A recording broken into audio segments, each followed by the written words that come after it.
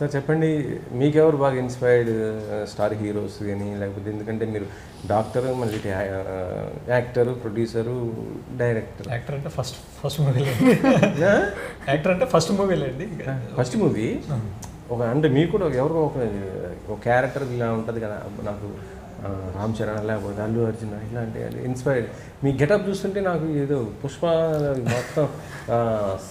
మొత్తం డిఫరెంట్గా ఉంది లుక్ మొత్తం. ఏంటి మీకు ఎవరు బాగా ఇన్స్పైర్డ్ చేస్తారు? అంటే ఇన్స్పిరేషన్ అని బేసికలీ నేను మూవీ లవర్ అండి. చాలా సినిమాలు నచ్చుతుంటాయి.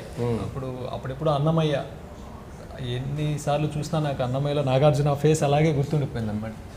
సో అలా నాన్నకు ప్రేమతో ఎన్టీఆర్ గారిది, అలాగే తీసుకుంటే అల్లు అర్జున్ పుష్ప, ఈ రీసెంట్గా వచ్చిన పెద్ది రామ్ చరణ్ గారు ఎలా చేశాడు అసలు ఆ ట్రాన్స్ఫార్మేషన్స్.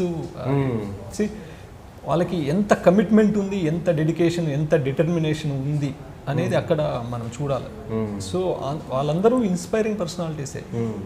ఇప్పుడు ఒక్కరని చెప్పలేను నేను. సో ఎవ్రీబడి చాలా ఇన్ఫ్లుయెన్స్ ఉంటుంది. ఇప్పుడు ప్రభాస్ గారు ఆ బాహుబలి కావచ్చు, అంతకుముందు అసలు ఆ ఛత్రపతిలో ఒక డైలాగ్ ఉంటుంది, ఆ డైలాగ్స్ చెప్పే విధానం కానీ అవన్నీ చాలా ఇన్స్పైరింగ్గా అనిపిస్తాయి. సో మీ ఫేవరెట్ స్టార్ ఎవరండి? అంటే ఉంటారు కదా మనకి చాలా మంది ఉన్నారు. ఫేవరెట్ అని ఒకరిని అట్లాగా అందరూ బేసిక్గా మూవీ లవర్. మూవీ బాగుందంటే అది ఎవరైనా సరే బాగుంటుంది. సాంగ్ చాలా బాగుంది, మంచి ఫుల్ వైరల్ కూడా అయింది, ఇడ్లీ సాంబార్ అని.